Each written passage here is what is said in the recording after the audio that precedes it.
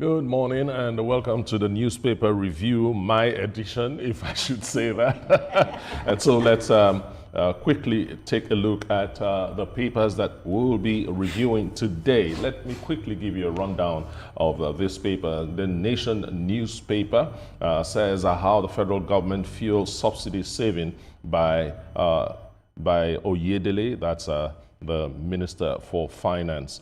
And the First Daily, on its masthead, it says, no ransom for terrorists. No ransom for terrorists. Tinubu reaffirms headline stance against kidnappers. And it says, state police will safeguard most of this and vows that government will not bow to criminals. That's a very strong statement from Mr. President there.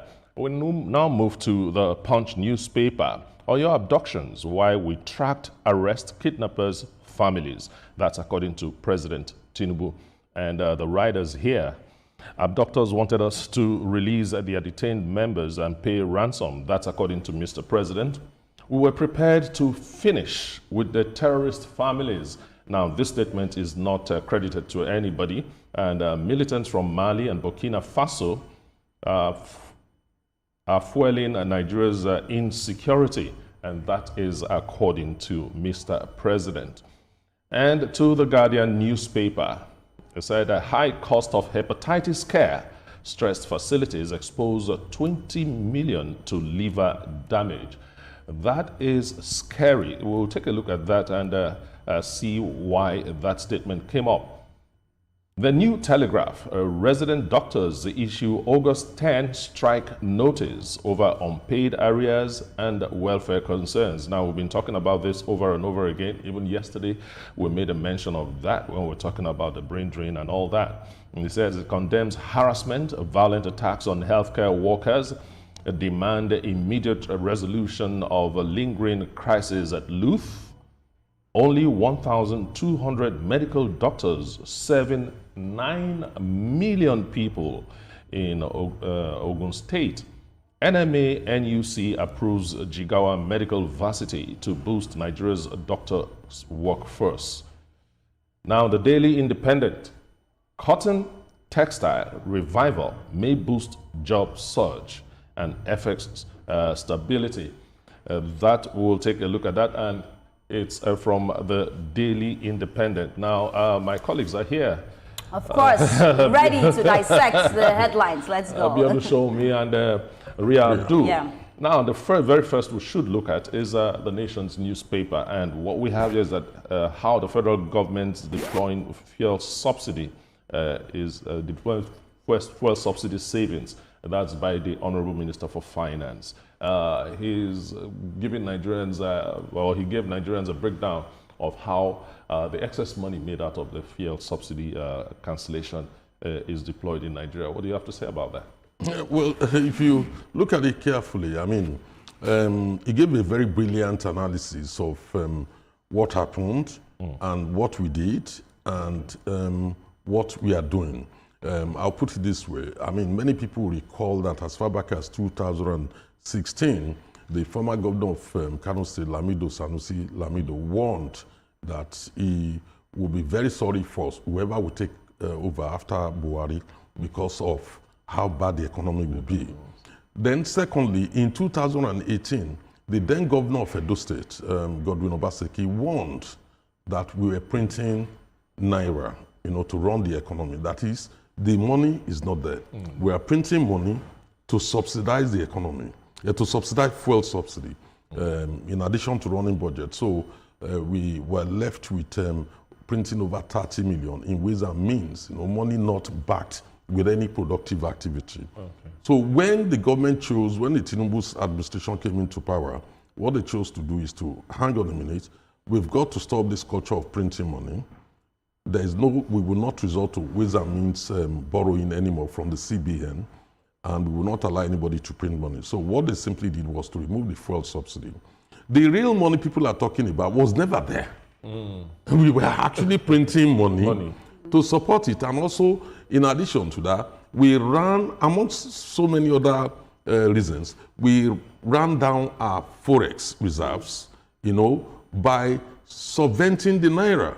You know what they call arbitrage. More or less, people who buy naira at the rate of 450 naira, go to the black market, sell it at the rate of 750 naira. Without doing any single thing, people are making billions through that. So the government said, hang on a minute, this is not a normal economy. We will not allow this to happen. And that is why they floated the naira also. And that allowed the naira to find its true value, which in any case boosts investors' confidence in the economy.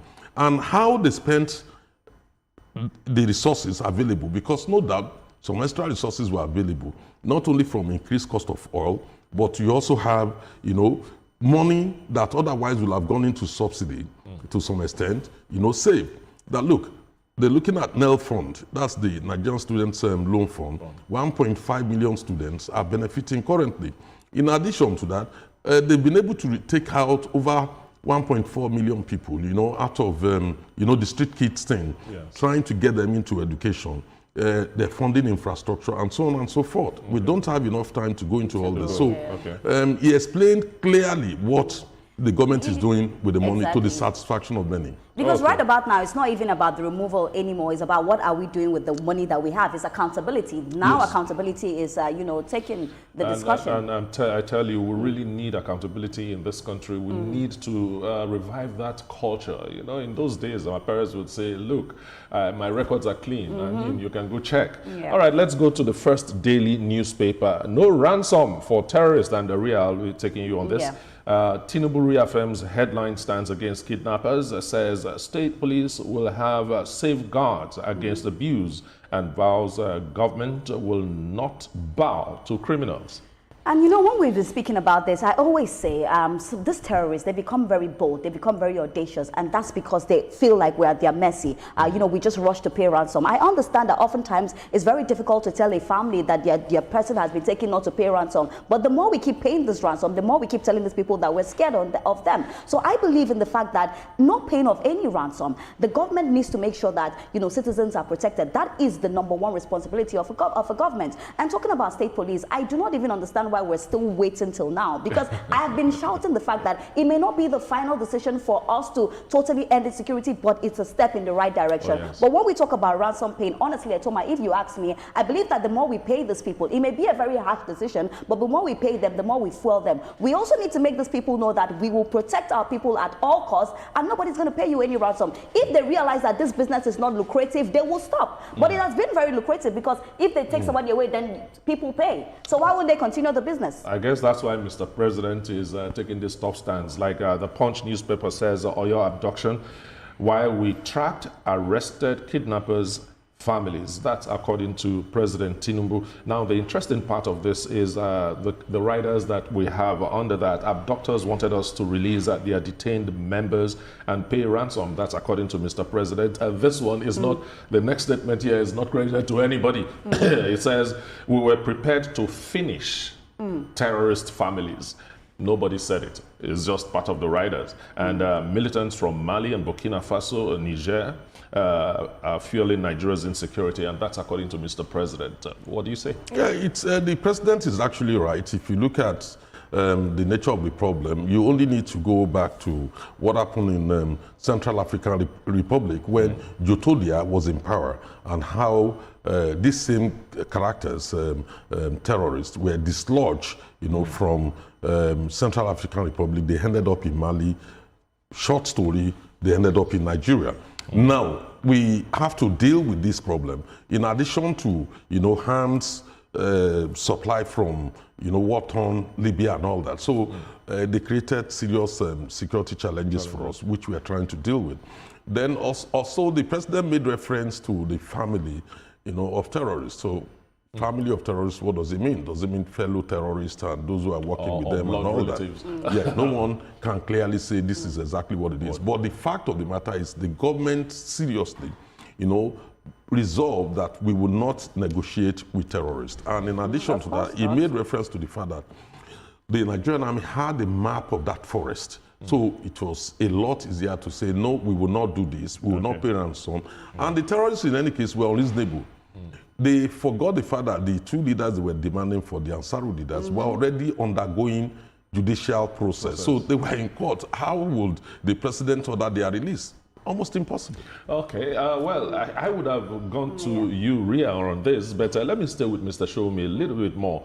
The Guardian newspaper, high cost of hepatitis care, stressed facilities expose 20 million to liver damage. That is scary, isn't it? It is. It is really, really very scary. It's not just about the available medical facilities, whether they're adequate or inadequate, whether we have enough or not. It's partly the attitude of our people. Many people resort to self-help rather than going to the hospital. And by the time they get to the hospitals, you know, the liver will have deteriorated, and so many people are dying as a result of this. I think the most important thing is, even if it means we should flood the healthcare system, let us go and receive treatment, go to the hospital and let the doctors assess the situation. And just to add to this, Mr. Shomi, I know people that have passed away from, hepatitis. So this is something that really, really hits me close to home. And we know the importance of our liver. You know, once your liver is not working well, it is very, very, the chances of you surviving are very dicey. And when we talk about hepatitis and we talk about the cost right now, Etoma, I'll just mention a few. Antiviral machines are very, very expensive. We talk about patients often require long monitoring. It's not just something you go and they tell you can go home. You know, so many things, liver scans as well. So as we speak about this, we also need to tell people that go and check your liver. Some people are just there, and because you wake up every morning, you think you're fine. But no, sometimes if you detect this thing early, you can be better. But oftentimes they do not detect it early. So by the time you go to the hospital, your liver has already deteriorated. So when we speak about this, let's also hammer out the fact that do your body check your kidney, check your liver. Waking up every morning doesn't mean that everything is fine in your body. We cannot keep getting more people, just dying because we could have prevented it if you went to the hospital early. And do not resort to remedies that you don't know about. Some people will be taking what they call it agbo, right? You go to the hospital, do your check.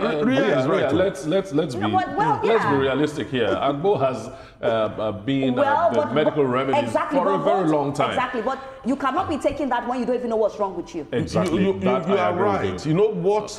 If your liver is already damaged, cleansing your liver using traditional herbs will not solve the problem. There's no need to clean when the liver is already damaged. You need to get so early detection is actually the #1 conversation. So message here is early detection. Let's spend a little bit more money, because a lot of people will say, look, I don't even have enough money to feed, not to talk of going to the hospital to pay doctors. But in Lagos, I know there are so many well-developed healthcare systems, primary healthcare systems, where some of these issues can be dealt with. Go to Jokuru, go to Lagos, so many different places where these issues can be dealt with at the primary level. At the primary level. Okay, so the solution is early detection. Now, to the last paper we're going to take a look at this morning, the Daily Independent. Cotton, textile revival may boost job surge and affects stability. Mr. Shomi. Yes, again, that's another important area. Don't forget, we used to have a very thriving textile industry in the north. And what, in my view, what I think the government is doing now with AKK pipeline, which is Abuja, Kaduna, Kano pipeline, which has just been completed, is to ensure that gas supply could go right down to Kano, so that the private sector will be interested in reviving all those industries. And there are already positive signs towards that. Okay. And for me, we cannot depend solely on oil. We need to diversify and do other things. So when I hear that we're reviving things like this, for me, it makes a lot of sense. We talk about job opportunities that it will create. Oftentimes, we've been speaking about the Japa syndrome. A lot of people believe that, there's no work in Nigeria. Let me go and for greener pasture. Some of them go and they don't even come back. Some people lose their lives just going to look for a better life. So if there's anything that we can create more job opportunities for our youth, that they will stay in Nigeria and make Nigeria better, that is what we're aiming at. And let us also reduce the dependency on oil and know that we can diversify to other things and still make money for the country. Yeah, Nigeria, there was a time Nigeria was making serious money out of textile. And the number of people that were employed were in their thousands. I mean, cotton cultivation was so popular in the north. And quickly as well. And so on. And so we need to do things that will stand the test of time. Not that we start things and after some time we do not hear about it again. So it's also the consistency, that will make it great. That's the essence of the gas pipeline. It will also reduce the cost because it's cheaper to use gas, and it will create thousands and thousands of job opportunities in the north. All right, that's all we can take from the newspaper headlines this morning.